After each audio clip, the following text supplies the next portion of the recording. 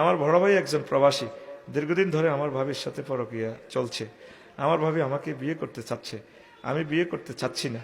আমার ভাবি আপনার ওয়াজ শুনতেছে, আপনি একটু বুঝিয়ে বলুন ভাবিকে। মা গো, তোরা কতুরে এসব প্রশ্ন আনস। হ্যাঁ প্রিয় ভাই, আপনি ভাবি সাহেবাকে বুঝান।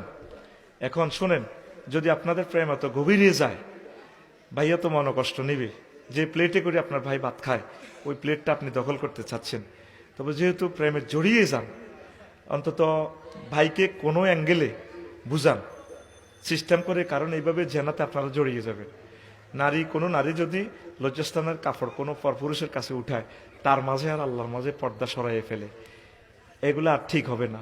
তো প্রিয় বোনকে আমি বলবো, হয় তওবা করে ফিরে আসুন। যদি বাচ্চা কনসেপ্ট না হয়, আল্লাহর রাস্তা, আল্লাহর দিকে চেয়ে আর আমার ভাইজানকে বুঝাই নিয়ে আসেন।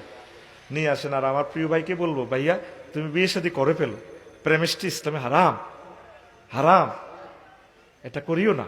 আল্লাহ দুইটা মানুষকে তুমি সেভ করো। ফেরিঘাতে এমন একটা সময় আইব, যে সময় অন্ধকার রাতের মতো ফেরিঘাতে ফেতনা দেখা যাইব, ফেরিঘা আমদুয়ারে। সে সময় কি